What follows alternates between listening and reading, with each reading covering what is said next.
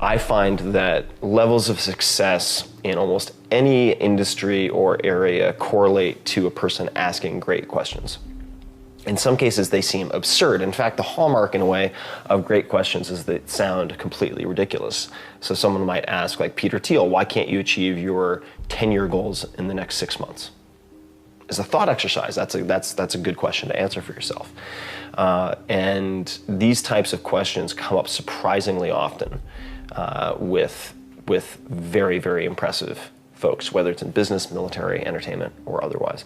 And the way you can get better at questions is by studying interviews in part. So I studied Larry King, I studied Charlie Rose, I studied Terry Gross, I studied go down the list. I studied Tony Robbins, who does in-person, one-on-one interventions at his events in front of 10,000, 5,000 people. And he's just genius with how he uses questions to like pattern interrupt and grab someone's attention and divert them in a more productive direction. Now, why is that relevant? It's relevant because thinking is the process of asking questions. You're asking yourself questions and then you're answering them in your own head. So if you get better at asking other people questions, you get better at asking yourself questions, which means you're improving your thought performance and level of thinking. I knew I was wired to be excited about business. How or why, I don't know, but and there's certain guys that have the genetics to jump out of the gym, right? There's certain guys, that, when they golf, they have the muscle memory and the discipline.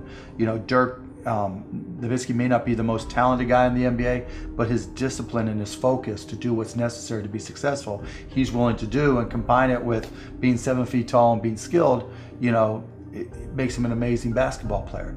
So it's understanding what your skill set is, finding the right place to use those skills, and then going for it. Will that make you 250 grand? It depends if you pick the right industry. But whatever industry you pick, if you outwork everybody, if you try to be a little smarter than everybody, if you try to be a better salesperson than everybody, if you try to be better prepared than everybody, you've got your best chance. Because if you don't do it and somebody else does, I have the saying, work like someone's trying to take it all away from you. I actually work like someone's spending 24 hours, working 24 hours to take it all away from you.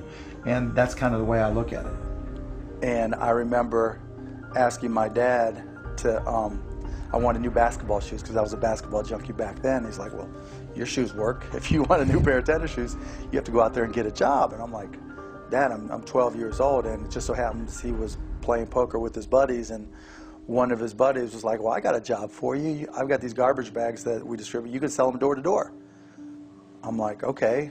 And it was when I was selling them and realizing that I liked to sell and that I could sell, and that I recognized that selling was about providing a service and creating value for people, that I knew that I would literally back then, I knew that I could always succeed. I remember I was 16, I think, when I started a stamp company and started going to stamp shows and trade shows and just working a little bit harder than other people and trading up from one stamp to the next. I remember one time I started with a quarter and bought a stamp and left with $50, thinking, hey, if I could do this, I could do anything. And it's not that everything worked. I failed a lot, but I never ever felt like I wouldn't be able to work hard enough to succeed. Well, you know what? People do look at me and see me as creative because I've written so many books, and I am curious. But when I started off in college, in my freshman psych class, they gave us a test for each student to take on creativity. And there were 17 in that class. I can remember it well. And I was at the bottom of the class on creativity. I was like number 17 out of 17. And what the teacher posted the scores. And so, I saw how bad I was. And then I really felt bad, not only because I wasn't creative, but I was going to go pastor, I was going to go into ministry, I was going to teach, I was going to do sermons. And then I got to thinking to myself, I'm going to be another boring preacher. And that just gripped me. I thought, this is going to be awful. I'm going to bore people all my life, you know what I mean? And then I'm going to ask them to pay while they hear me. This is an awful deal. So, and so two things I did. And I talk about it in the book. One is I started filing. I started taking thoughts and quotes. And the reason I started doing that is I thought, if I'm not going to be good at what I say, I need to quote somebody that is good. And so I started filing things that other people would say. So I'd go around and I'd say, well, Ken said, you know what I mean? And Joe said, and Susie said. And so that at least I would be a little bit more interested. And that's how it started. But the big breakthrough I had was, and this will help everyone. How many of you would like to be more creative? Let me see your hands, okay? How many of you would like to just absolutely have an imagination that just took you to a new level? You know what I'm saying? Okay. How many of you already have that because you're on drugs? Okay. Well, here's the key. This will work for you. I promise it'll work for you because it worked for me. I made a major change in my early 30s from just having answers and being a leader that just had to cast vision, show everybody what I was doing and where we were going. And I started asking intentional questions. And I became a person, I ask questions all the time. Every day I ask questions. And I have found just asking questions will take you on exciting journeys more than anything else. You excel in that, Ken. I've watched you over the years. You'd excel really in that. But for my early years, I didn't ask enough questions, and so therefore, I didn't get enough ideas and thoughts from others. So when people say, I want to be more creative, what's step one? Step number one is ask more questions. Just go to people and start asking questions. It's amazing what you'll learn. I do believe that organizations, human organizations, are inherently unstable. They will fall over, and you have to work to keep them upright. But they fall slowly. Most people don't notice it.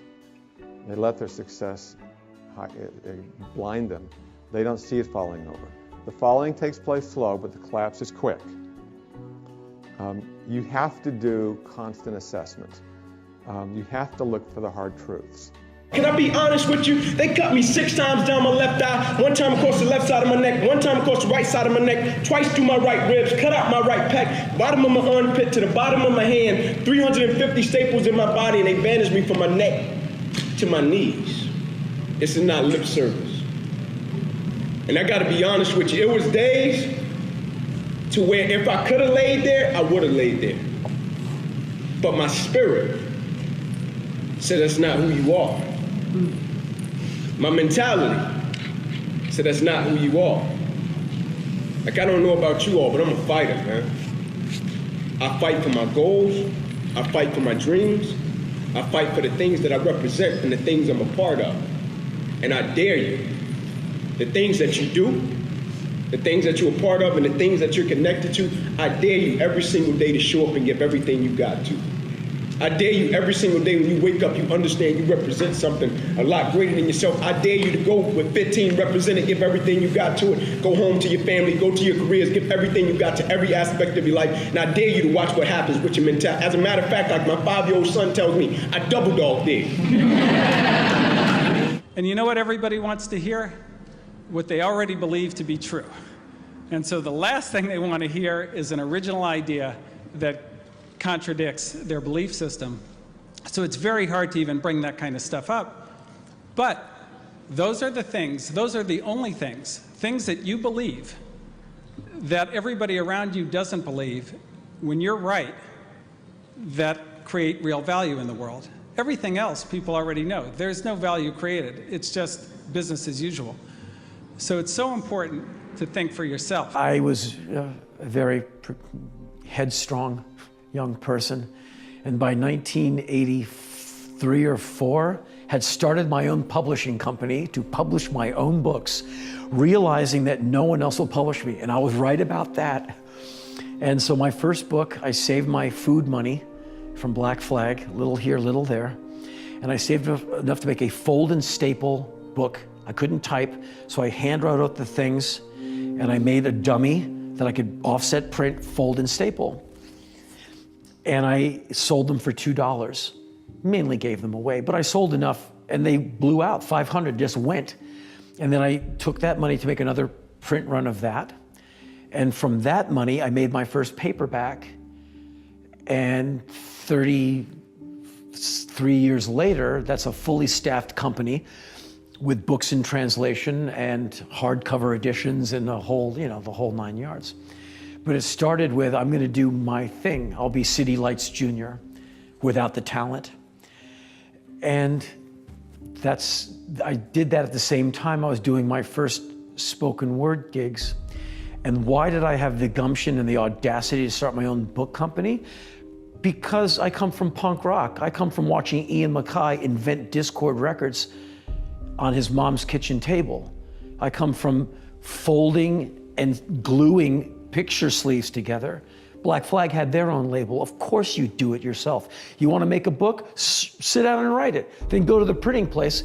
Where's a printer? Get in the phone book and find a printer. We make records, make some books. You just do it. It's like you don't even think about it, you just do it. And I'm sure that writing is just awful, but I did it. And without even hesitation, I'm making my own book company. Stop me, I dare you. I never thought about it twice. Just because DIY, man. Like, let your voice be heard. How do you think about making a decision when everyone tells you this is a crazy idea? Or where do you get the internal strength to do that? Well, first of all, I'd say I actually think I feel fear quite strongly. So it's not as though I just have the absence of fear. I feel it quite strongly. But there are just times when something is important enough, you believe in it enough, that you do it in spite of the fear. So speaking of important things. Like, people shouldn't think, people shouldn't think, well, I feel fear about this and therefore I shouldn't do it. It's normal to feel fear. Like, there'd have to be something mentally wrong if you didn't feel fear. So you just feel it and let the importance of it drive you to do it anyway? Yeah, actually something that can be helpful is fatalism, to some degree. If you just accept the probabilities, then that diminishes fear. When starting SpaceX, I thought the odds of success were less than 10%. And I just accepted that actually probably I would just lose everything. But that maybe would make some progress. If we could just move the ball forward, even if we died, maybe some other company could pick up the baton and keep moving it forward, so that would still do some good. Yeah, same with Tesla. I thought the odds of a car company succeeding were extremely low. Yeah, I started working at this video store, was pretty much what you're talking about around that time, and it was great at first because I'd always hated day jobs and stuff, and so I got a day job and it ended up being pretty good. But admittedly, I was there for 5 years. At a certain point, it was a narcotic. All right, I didn't have to keep pursuing my dreams because, it's not what I want to do, but it's sort of kind of close. And if I didn't have an artist soul burning in me, I could have made myself happy with that. I could, if I didn't have an artist soul burning to get out, I could have, walked backwards a couple steps and just done that. And it would have been a fulfilling, well, to anybody else, it would have been a fulfilling life. It wouldn't have been for me because I would have known I would have had something to say that I didn't get a chance to say. But it did put me to sleep for a while. And I've always just thought, what really got everything kind of truly going for me, you could point out a lot of different things, but the bottom line is the fact that I realized that even the group of people I hung around with, they were all great fellas and great gals. But, it was easy for me to think that I was doing a lot because I was doing more to try to move myself forward than they were. But, that's not, I'm a big fish in a puddle. So what? All right, they're not doing anything. All right, so yeah, I'm doing more than them. But I realized that actually I need to get my ass out to Hollywood and meet other people who are, like in my category or working a little higher, and I should be the weakest link in my chain that I have, and that'll make me be stronger. It'll make me run faster. Like an analogy I've always used is, all right, if you run the 100-yard dash with people that can't run as fast as you, yeah, you'll win. Hands down, you know that. But if you run with people much faster than you, all right, yeah, you might come in last every single time, but your time will be better. Because they're making you run all the faster. They're making you dig down just a little bit more. It doesn't matter that you won, your time is faster. And that's what I knew I had to do. I had to get out of Loserville and throw myself into a place where, like, this is what I do for a living. I have an old-fashioned belief that I should expect to make money in things that I understand. And when I say understand, I don't mean understand, what the product does or anything like that. I mean, understand what the economics of the business are likely to look like 10 years from now or 20 years from now. I know, in general, what the economics of, say, Wrigley chewing gum will look like 10 years from now. The internet isn't going to change the way people chew gum. It isn't going to change which gum they chew. You know, if you own the chewing gum market in a big way, and you've got Double Mint and Spearmint and Juicy Fruit, those brands will be there 10 years from now. So I can't pinpoint exactly what the numbers are going to look like on Wrigley, but I'm not going to be way off if I try to look forward on something like that. That evaluating that company is within what I call my circle of competence. I understand what they do, I understand the economics of it, I understand the competitive aspects of the business. So figuring out the economic consequences, TV, I think there's, I don't know, 20, 25 million sets a year sold in the United States. I don't think there's one of them made in the United States anymore. I mean, you'd say TV set manufacturer, what a wonderful business. I mean, everybody, you know, nobody had a TV in 1950, or thereabouts, 45 to 50. Everybody has multiple sets now, but nobody in the United States has made any real money making the sets. They're all out of business. You know, the Magnavoxes, the RCAs, all of those companies. Radio was the equivalent of the 20, over 500 companies making radios in the 1920s. Again, I don't think there's a U.S. radio manufacturer at the present time. But Coca-Cola, you know, what was it, 1884 at Jacobs Pharmacy or whatever, the fellow comes up with something. A lot of copiers over the years, but now you've got a company that is selling roughly 1.1 billion 8-ounce servings of its product, not all Coke, Sprite, and some others, daily throughout the world 117 years later. So understanding the economic characteristics of a business is different than predicting the fact that an industry is going to do wonderfully. And so when I look at the internet businesses, or I look at tech businesses, I say this is a marvelous thing, and I love to play around on the computer, and now I order my books from Amazon and all kinds of things, but I don't know who's going to win. And unless I know who's going to win, I'm not interested in investing. I'll just play around on the computer. And defining your circle of competence is the most important aspect of investing. It's not how important, how large your circle is. You don't have to be an expert on everything. But knowing where the perimeter of that circle of what you know and what you don't know is, and staying inside of it, is all important.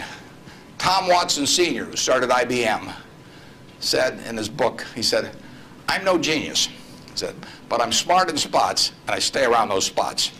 And you know, that is the key. So if I understand a few things, and I stick in that arena, I'll do okay.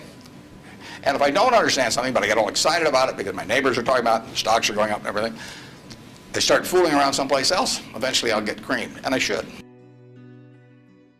To come through on your word, it allows the guys that you're leading, male or female, to be able to say, okay, we can follow this person because he won't let us down. You know, for me, as the leader of our franchise and the leader of my household and the leader of so many, you know, different things, I think it's the confidence, but it's also you practicing what you preach. I'm not a guy who just talks about it. I actually go out and do it as well, from a basketball perspective or from a leadership perspective with my kids and my foundation. You know, we have a promise initiative where they promise me that they will go to school, they will listen to their teachers, they'll be great to their classmates, and I promise them that I will continue to be a great role model, a father figure for them, and not let those guys down. So I take that responsibility, and I don't just talk about it, I actually do it as well. So when you're able to come through on your word, it allows the guys that you're leading, male or female, to be able to say, okay, we can follow this person because he won't let us down. No matter if it's going good or bad. You know, every day is not a bed of roses. We understand that, and you have to be able to handle adversity as well. Because if you build something for yourself, if you build something that you love, that you think is sufficiently epic, if you make something that you love, there's probably another billion people in the world that love it as well. Once you have the passion and thing that you're passionate about now, you can look at other people or other entities or other things or works of art, and you can draw things from that to help you be better at what you do by looking for those common denominators. Johnny wanted to know, how do I prepare? How do I prepare? How do I study? How do I view the game? How do you build your game? And you know, my response is much like the way he builds products. You know, you think sequentially. You know, yeah, you look at this, the end result of what you want to create, but in order to create that, there's so many other little things that go into this massive entity device. It's no different than building my basketball game. You start with, what do you want your game to be? What would make your game most unstoppable or hard to deal with? And now you work backwards from there. And you start building it one piece at a time, one move at a time, one counter at a time. So there's a lot of similarities there. I think great entrepreneurs must have the curiosity to kind of metaphorically see around the corner. What's coming? What can I anticipate that other people don't see? And then you must have the courage of your convictions to execute the strategy. There were other things that I probably should have done, not from my perspective. I mean, from my point of view, I did the right things. Every film that I've done, I'm happy that I made that choice. I don't have any regrets whatsoever. But I mean, in terms of sustaining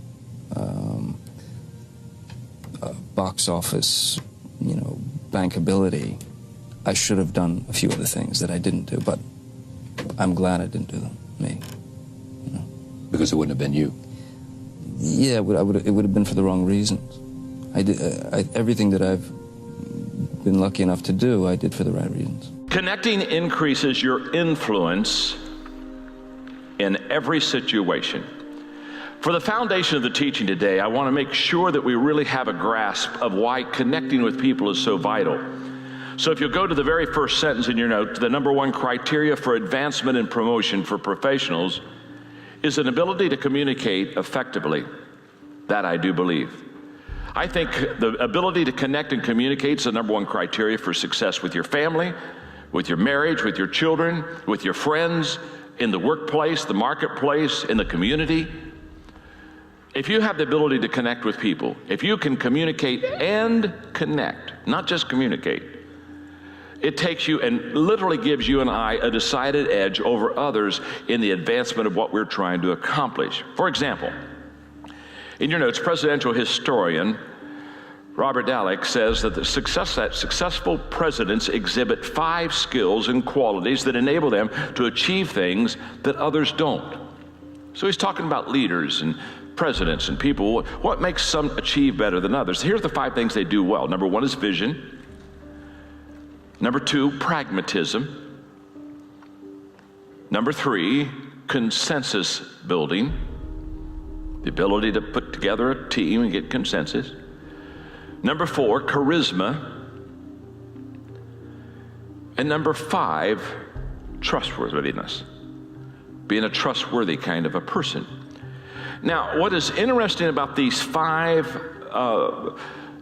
things that set the better presidents apart from maybe the average ones, 4 of the 5 deal with connecting. Vision is definitely a connecting skill, the ability to cast a future vision. Consensus building, getting people to work together. You have to be able to connect to do that.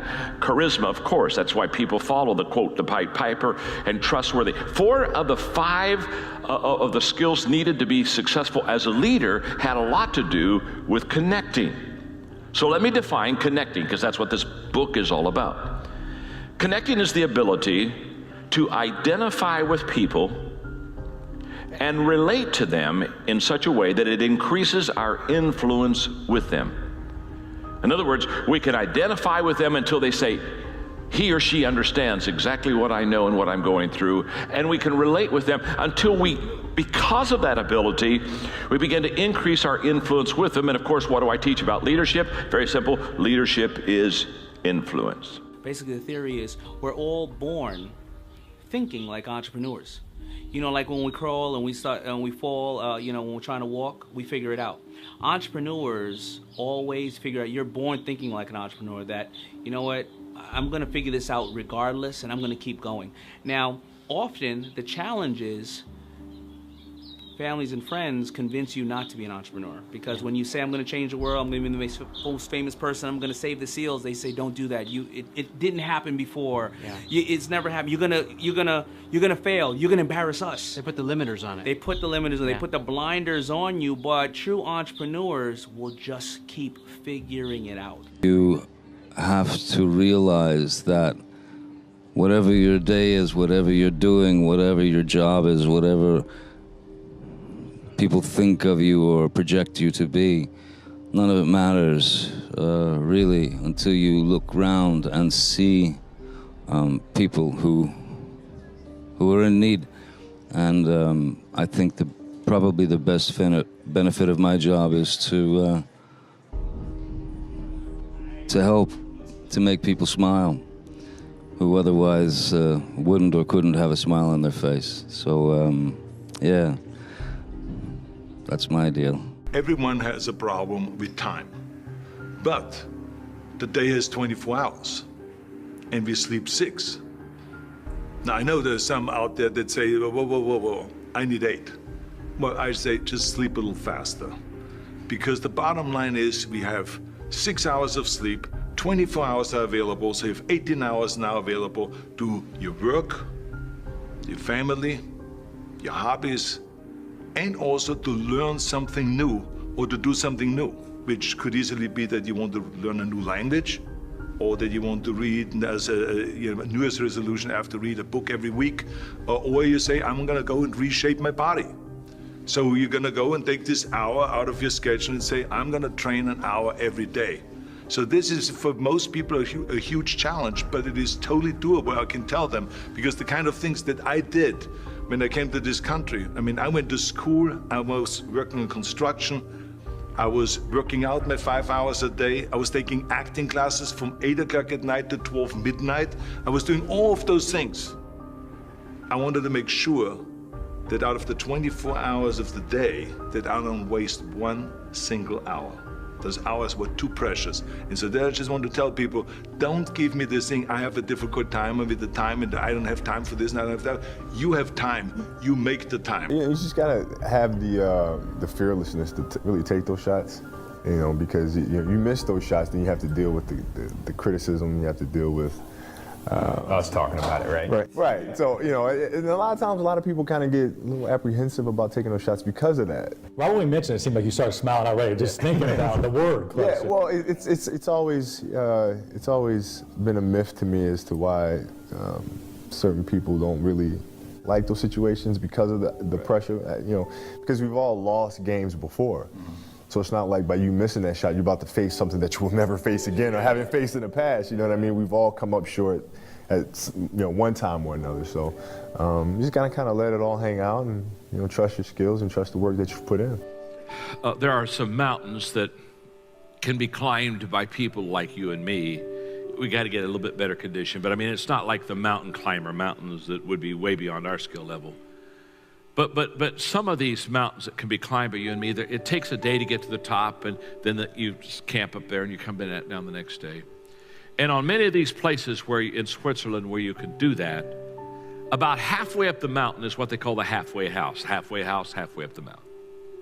So a group of people starts off with a guide in the morning, and about noon, you're kind of tired, you've been walking now for 4 or 5 hours, and you're coming up to the halfway house, and it's just it's a wonderful sight.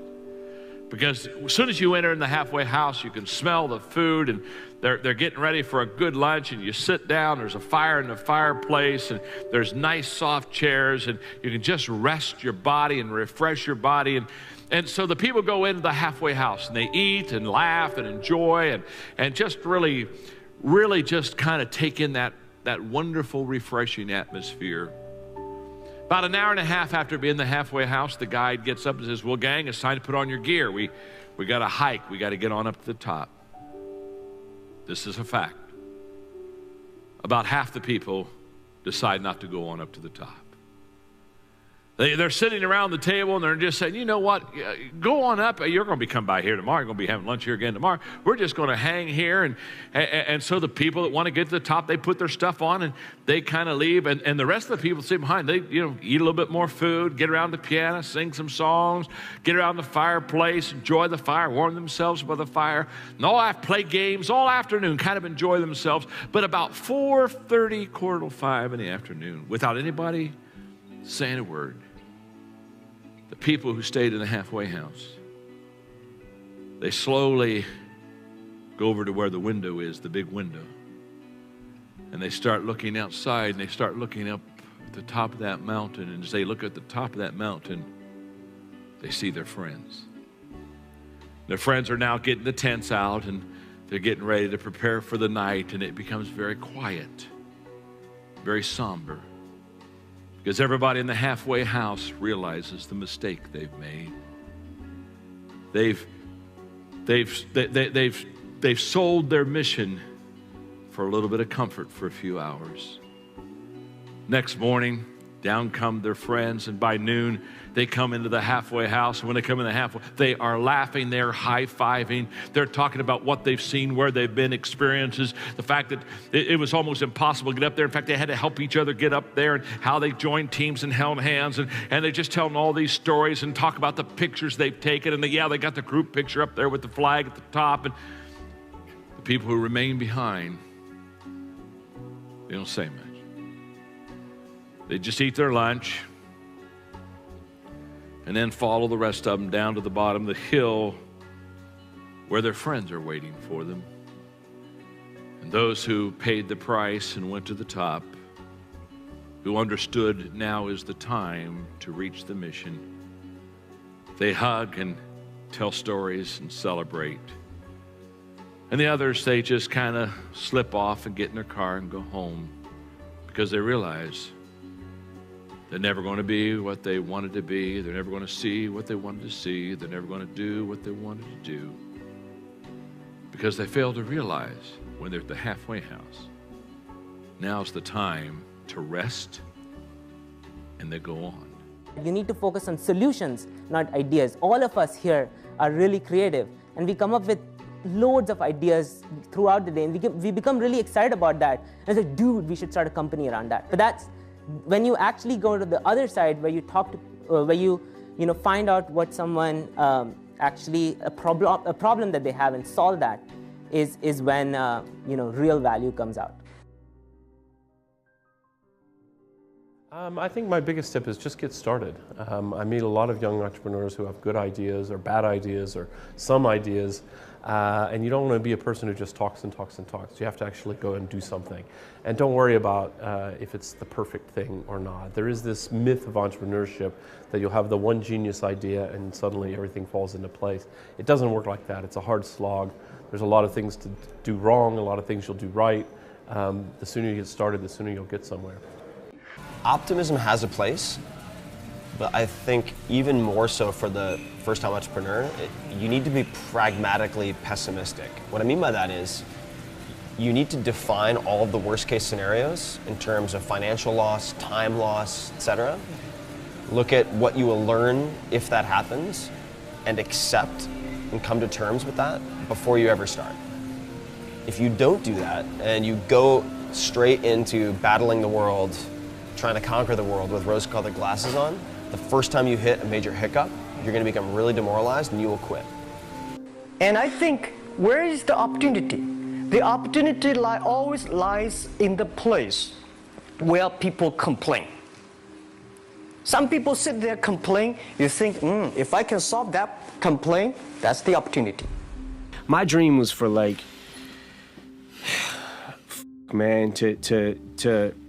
be able to one day, hear rappers that I looked up to on the radio and be like, yo, what if Jay-Z, whoever, what if they heard of me? What if they thought I was dope? You know what I'm saying? That was where my mentality always was with it. And I think the reality is just, not quite so glamorous. There's there's an ugly side to being an entrepreneur. And also, just more importantly, what you're actually spending your time on is just a lot of hard work. Sam mentioned this, but you're basically just sitting at your desk, heads down, focused, answering customer support emails, doing sales, figuring out hard engineering problems. So it's really important that you kind of go in with eyes wide open. I would say that the lesson learned for me to anybody else out there interested in starting a business is please find something you're passionate about, because it's so much work, it's so much time, it's so much effort.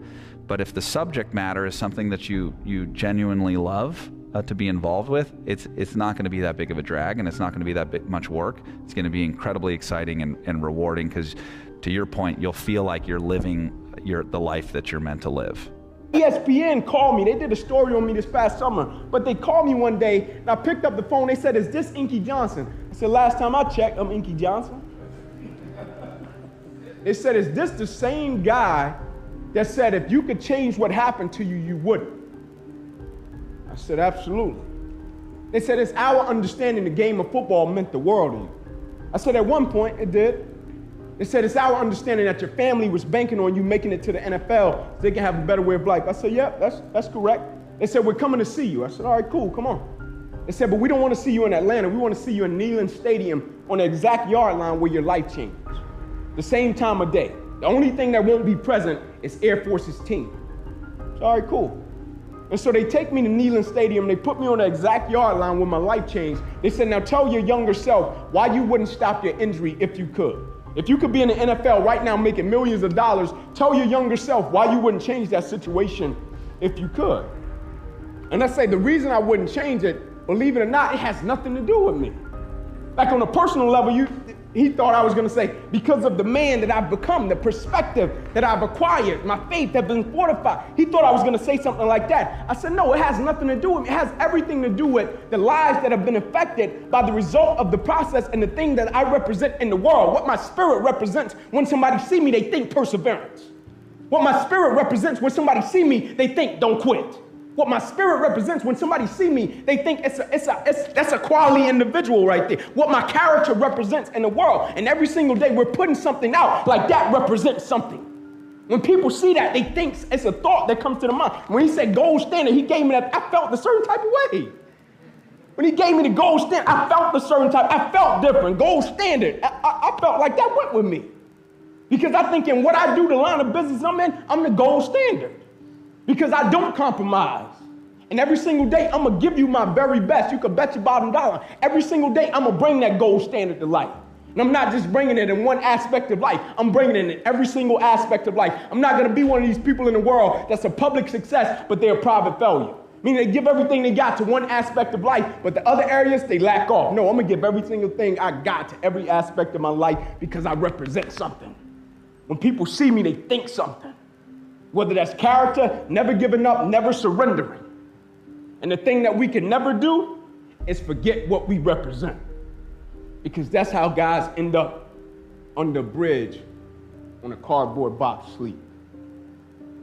They forget what they represent when life hits them with adversity. My only charge for you, never forget what you represent. The two things we really zero in on people are, two things. They sound simple, they end up being very difficult. Courage and genius. Courage is the one we talk about a lot because it's the one that people can learn. Courage, which is to say not giving up in the face of adversity, just being absolutely determined to succeed, is something that you can like force yourself to do. It can be very painful. You can force yourself to do it. The genius part is a little bit hard to force yourself to do. Courage without genius might not get you where you need to go, but genius without courage almost certainly won't. Just do my work. For me, I've always been very utilitarian on all of this stuff. And that's what coming from punk rock gave to me, where I don't feel like I'm anybody. And someone wants me to sign something, I'm like, sure. I don't exactly understand why, but I'll do it for you. I don't think I'm anything. Maybe it's also not just because of the punk rock mentality, it's also because you were scooping ice cream not so long ago, and maybe there's an element of insecurity in you that unless you keep working and keep striving, you could end up back there. Oh, I kind of figure that's eventual. I keep moving forward boldly because I have nothing to lose. I'm nobody from nowhere. You should really understand that. I am from the minimum wage working world 100 years ago. But I don't ever have it in my head that that's any more than one tour away of coming back. And so I like to work.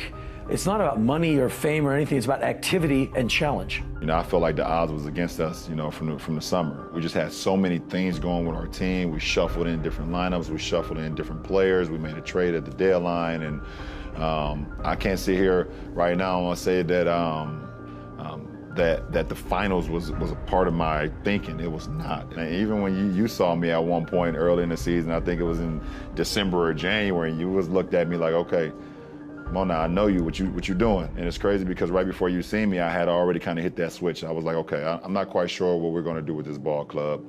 We're not playing good basketball, but you can't sell yourself short. But to sit here, I can't even lie to you, sit here and say I'm will we be a part of the finals? I would be definitely lying to you if I said, yes, we would be in the finals in January or February. Yeah, you didn't think that that was the case at all? It was at points where it was like, okay, will the Cavs even make the playoffs?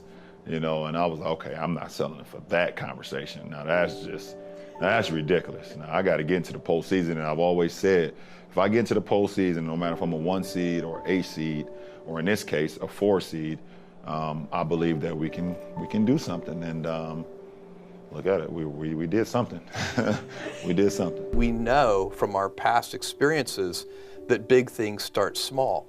The biggest oak starts from an acorn.